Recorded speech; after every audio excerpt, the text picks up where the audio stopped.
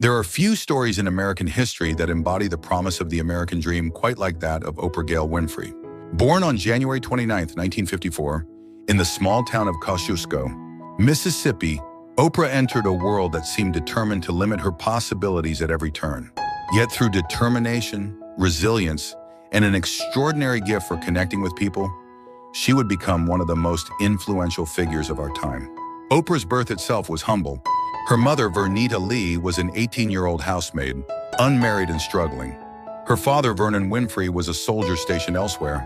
The name on her birth certificate was actually Orpah, from the Bible's Book of Ruth, but people mispronounced it so often that it became Oprah, and that's the name that would become known around the world. Her earliest years were spent on her grandmother's farm in Mississippi, where indoor plumbing was a luxury they didn't have. She wore dresses made from potato sacks, and the other children at school would tease her mercilessly. But her grandmother, Hattie Mae Lee, gave her something more valuable than material comfort. She taught Oprah to read before she was 3 years old. By the time Oprah started kindergarten, she was already reading the Bible and could recite passages from memory. This early literacy would become the foundation of everything that followed. Life on that farm was hard in ways that are difficult for many of us to imagine today. They didn't have electricity or running water. Oprah's grandmother was strict, believing firmly in discipline and the power of education. She would make Oprah memorize Bible verses and practice her reading every day. When Oprah misbehaved, punishment was swift and often physical, as was common in that time and place. Yet despite the harshness, or perhaps because of it, Oprah learned the value of hard work and the transformative power of words. When Oprah was 6, she was sent to Milwaukee to live with her mother, who had moved north looking for better opportunities. This transition was jarring. Her mother worked long hours as a maid and had little time for Oprah. The small apartment they shared was crowded, and Oprah often felt neglected and alone. It was during this period that the darkest chapter of her childhood began. Between the ages of 9 and 14, Oprah was sexually abused by male relatives and family friends. This is something she kept secret for many years, carrying the shame and trauma in silence, as so many victims do. At 14, she became pregnant. Terrified and ashamed, she tried to hide it, but eventually her condition became obvious. She gave birth prematurely to a son who died shortly after birth. This devastating experience might have broken many people, but for Oprah, it became part of what would later make her such a powerful advocate for abuse survivors. After this crisis, Oprah was sent to Nashville to live with her father, Vernon Winfrey. This move quite literally saved her life. Vernon Winfrey was a strict disciplinarian who believed in education and self-improvement. He was a barber who ran his own shop, and he insisted that Oprah read books and write book reports. Every week, she had to learn new vocabulary words. At the time, Oprah resented this strictness, but looking back, she credits her father with turning her life around. In high school, Oprah began to flourish. She was an honor student, a member of the drama club, and she won a full scholarship to Tennessee State University through an oratory contest. But even more significantly, at 17, while still in high school, she got her first job in radio. A local radio station, WVOL, hired her to read the news for $1 an hour. It was here that Oprah discovered she had a gift for broadcasting. By the time she was 19, while still attending Tennessee State University, Oprah became the youngest person and the first African-American woman to anchor the news at Nashville's WLAC-TV. This was 1973, a time when television news was dominated by white men. For a young black woman to break into this field was remarkable, and it spoke to Oprah's undeniable talent. In 1976, Oprah made what seemed like a big career move. She was recruited to co-anchor the 6 o'clock news in Baltimore, a much larger market. She was only 22 years old, and this seemed like the opportunity of a lifetime. But things didn't go as planned. The station's management felt she was too emotionally invested in the stories she covered. When reporting on tragedies, tears would well up in her eyes. She would hug interview subjects. This was considered unprofessional in the hard-nosed world of television news. After just a few months, Oprah was removed from the anchor desk. She was devastated. She thought her career was over. But the station didn't fire her. Instead, they moved her to a struggling morning talk show called People Are Talking. This reassignment, which felt like a demotion at the time, turned out to be the best thing that could have happened to her. On a talk show, Oprah's warmth, her emotional openness, and her genuine interest in people were assets, not liabilities. The show became a hit, and Oprah found her true calling. For 7 years, Oprah honed her skills in Baltimore. She learned how to interview people, how to make guests feel comfortable, how to ask the questions that audiences really wanted answered. She developed the empathetic, conversational style that would become her trademark. She also lost and gained weight repeatedly during these years, beginning a very public struggle with her weight that would continue throughout her life and that millions of people would relate to. In January 1984, Oprah got the call that would change everything. She was offered the chance to host a half-hour morning talk show in Chicago called AM Chicago. The show was in last place in the ratings, far behind Phil Donahue, who was the undisputed king of daytime talk. Donahue's show had originated in Dayton, Ohio, but by this time it was based in Chicago, and he seemed unbeatable. Oprah arrived in Chicago in the middle of a brutal winter. She was 30 years old, overweight, and unknown outside of Baltimore. Many people at the station doubted she could compete with Donahue. But Oprah brought something different to daytime television. While Donahue was intellectual and often confrontational, Oprah was warm and relatable. She shared her own struggles and vulnerabilities. She made viewers feel like they were having a conversation with a friend. Within a month, AM Chicago had overtaken Donahue in the ratings. Within 3 months, the show was expanded to an hour and renamed The Oprah Winfrey Show. The success was unprecedented.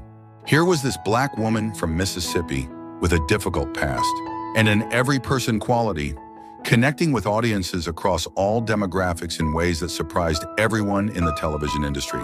In 1985, film critic Roger Ebert, who was based in Chicago, saw Oprah's show and was impressed. He also saw her perform in a local production and thought she had acting talent.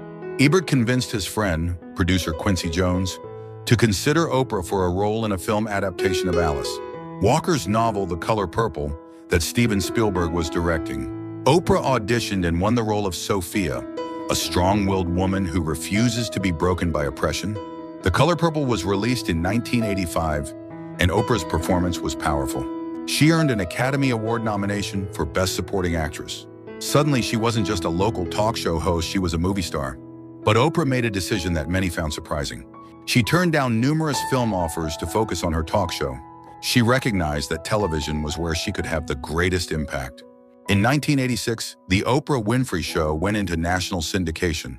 It became the highest-rated talk show in television history and was broadcast internationally in more than 100 countries. But what made Oprah's show different from other talk shows of that era was its focus on self-improvement, spirituality, and social issues. While other shows were sensationalizing scandals and confrontations, Oprah was having conversations about childhood sexual abuse, racism, weight struggles, and relationship problems. One of the most significant things Oprah did early in her national success was to go public about her own history of sexual abuse. In 1986, during a show about sexual abuse, she revealed for the first time that she had been abused as a child. This was an incredibly brave thing to do, especially for someone in the public eye. The response was overwhelming. Thousands of viewers wrote to share their own stories. Oprah realized that by being vulnerable and honest about her past, she could help others heal from theirs. In 1988, Oprah made another groundbreaking business move. She established Harpo Productions, which is her name spelled backwards. She became the first black woman to own her own production studio. More importantly, she negotiated complete ownership and control of The Oprah Winfrey Show. This was virtually unheard of in the television industry. Most talk show hosts were employees who had little say in their show's content or direction. Oprah owned everything, which meant she had complete creative control and also reaped all the financial rewards of her success. The late 1980s and early 1990s were a time when Oprah used her platform to address serious social issues. She testified before Congress in support of the National Child Protection Act, which established a national database of convicted child abusers. The bill was signed into law by President Clinton in 1993 and became known as the Oprah Bill. This was an example of how Oprah could use her fame and influence to create real change in the world. During these years, Oprah also became known for her very public struggles with weight. She would lose dramatic amounts of weight, then gain it back. In 1988, she famously wheeled out a wagon filled with 67 pounds of fat to show how much weight she had lost on a liquid diet. But she gained the weight back, and the cycle continued. For many viewers, especially women, Oprah's honesty about her weight struggles made her even more relatable. She wasn't pretending to be perfect. She was showing her flaws and failures, and people loved her for it. In 1996, Oprah started Oprah's Book Club. This would become one of the most powerful forces in publishing. When Oprah selected a book, it would immediately become a bestseller. Authors dreamed of getting the Oprah stamp. The book club introduced millions of Americans to literary fiction and memoir. Books that might have sold a few thousand copies suddenly sold millions after Oprah's endorsement. She made reading fashionable again and created a community of readers across the country. One of the most memorable moments of Oprah's book club came in 2001 when she selected Jonathan Franzen's novel, The Corrections. Franzen made comments suggesting he was uncomfortable with his book being in Oprah's book club selection, implying it was too commercial or middlebrow. Oprah disinvited him from appearing on the show. The literary world erupted in debate. Some supported Franzen's artistic integrity, others felt he was being ungrateful and elitist. Oprah stood her ground, and the incident showed that she wouldn't tolerate anyone diminishing what she had built. Years later, Franzen apologized, and Oprah graciously selected another of his books. As the new millennium began, Oprah's influence extended beyond entertainment into the political sphere. In 2000, she launched O, the Oprah magazine, which became the most successful magazine startup in history. Every cover featured Oprah herself, and the magazine focused on self-improvement, empowerment, and living your best life. For those of us who remember the excitement of that first issue, it felt like having a conversation with Oprah once a month. In 2004, Oprah famously gave away cars to her entire studio audience. The "You Get a Car" moment became one of the most iconic scenes in television history. 276 people received Pontiac G6 sedans. The genuine joy and surprise on people's faces, and Oprah's own excitement in giving, captured something essential about her appeal. Yes, she had become a billionaire, but she never forgot what it was like to struggle, and she loved sharing her success. The 2008 presidential election showed the extent of Oprah's political influence. She had never endorsed a presidential candidate before, but she endorsed Barack Obama in his primary campaign against Hillary Clinton. Some estimated that Oprah's endorsement was worth about 1 million votes for Obama. When he won the presidency, becoming America's first black president, Oprah was in the crowd on that historic election night, tears streaming down her face. For someone who had grown up in the segregated South, the sight of a black family moving into the White House was deeply meaningful. Throughout the 2000s, Oprah's philanthropic work expanded significantly. She established the Oprah Winfrey Leadership Academy for Girls in South Africa in 2007. This boarding school provides education for gifted girls from disadvantaged backgrounds. Oprah was personally involved in every aspect of the school, from designing the buildings to selecting the students. She has said that this school is one of her proudest achievements, more meaningful to her than any of her business successes. In 2011, after 25 years, Oprah made the difficult decision to end The Oprah Winfrey Show. The final episode aired on May 25, 2011. It was the end of an era. For a quarter century, Oprah had been a daily presence in millions of homes. She had interviewed everyone from presidents to movie stars to ordinary people with extraordinary stories. She had given away cars and houses, promoted books and causes, and created a community of viewers who felt like she was their friend. But ending the show wasn't retirement. Oprah launched the Oprah Winfrey Network, or OWN, a cable channel devoted to programming about self-improvement, spirituality, and life enrichment. The channel struggled initially, losing money and facing skepticism from industry observers. But Oprah was determined to make it work.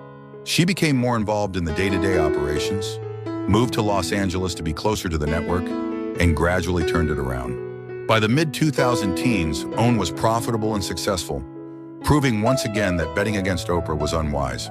In 2013, Oprah conducted an interview that became one of the most talked-about television events of the year. She interviewed Lance Armstrong, the cyclist who had been stripped of his 7 Tour de France titles after admitting to using performance-enhancing drugs. Armstrong had maintained his innocence for years, attacking anyone who accused him. In his interview with Oprah, he finally confessed. Oprah asked direct, tough questions, and Armstrong's admission made headlines around the world. It showed that even without her daily talk show, Oprah could still create must-see television. Throughout her career, Oprah has been remarkably generous with her wealth. She has donated hundreds of millions of dollars to educational causes, disaster relief, and programs supporting women and children. She established the Oprah Winfrey Charitable Foundation and the Oprah Winfrey Operating Foundation. She built homes for victims of Hurricane Katrina. She donated millions to Morehouse College and other historically black colleges and universities. She understood that with great wealth comes great responsibility. Oprah's influence on American culture is difficult to overstate. She popularized the concept of being your authentic self and living your best life. She encouraged people to practice gratitude, to seek therapy, to confront their past traumas, and to pursue self-improvement. She made it acceptable, even fashionable, to talk about feelings, spirituality, and personal growth. Critics sometimes mock this as superficial or self-indulgent, but for millions of people, Oprah's message was genuinely life-changing. She also had a profound impact on African-American representation in media. When Oprah started in television, there were very few Black people in prominent positions in the industry. She broke barriers and then held the door open for others. She used her production company to create opportunities for Black writers, directors, and actors. She told stories that might not otherwise have been told. She showed that Black excellence could be commercially successful and universally appealing. In 2018, Oprah received the Cecil B. DeMille Award at the Golden Globes. Her acceptance speech, which focused on the Me Too movement and the importance of speaking truth to power, was so powerful that some people immediately began talking about her running for president. Oprah quickly dismissed the idea, but the fact that it was even discussed seriously showed how much Americans trusted and admired her. Oprah's personal life has also been a subject of public interest throughout her career. She has been in a relationship with businessman Stedman Graham since 1986. They got engaged in 1992 but never married. Oprah has said that she never wanted to be a traditional wife and that she and Stedman have a partnership that works for them without a marriage certificate. She chose not to have children, a decision she has never regretted, though she considers herself a mother figure to the girls at her South African school. Her friendship with Gayle King, who is now a CBS morning show host, is legendary. They met in their 20s and have been best friends ever since. Their close relationship has sometimes sparked rumors, which both women have addressed with humor and patience. For many viewers, their friendship is an example of the kind of deep, supportive female friendship that everyone should be lucky enough to have. Now in her 70s, Oprah remains active and influential. She continues to produce content for OWN and for streaming services. She conducts high-profile interviews. She promotes books and causes she believes in. She travels the world speaking about empowerment and possibility. And she remains one of the wealthiest self-made women in America, with an estimated net worth in the billions. Looking back at Oprah's journey from that farm in Mississippi to becoming a global icon, several themes emerge.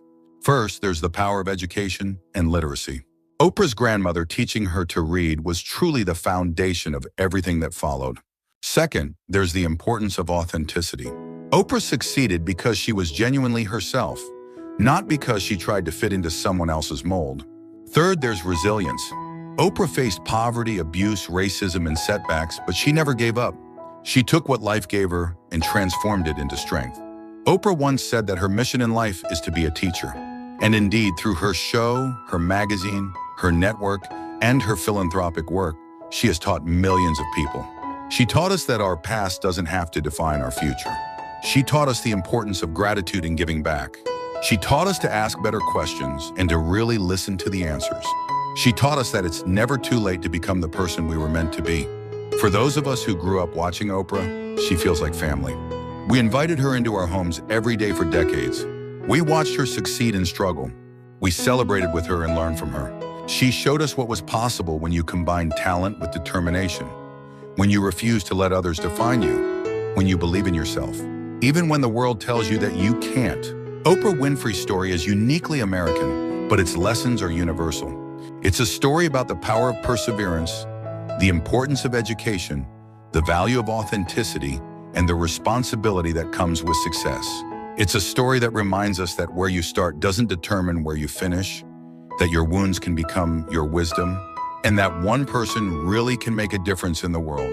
From that little girl in a potato sack dress to the queen of all media, Oprah's journey inspires us all to live our best lives.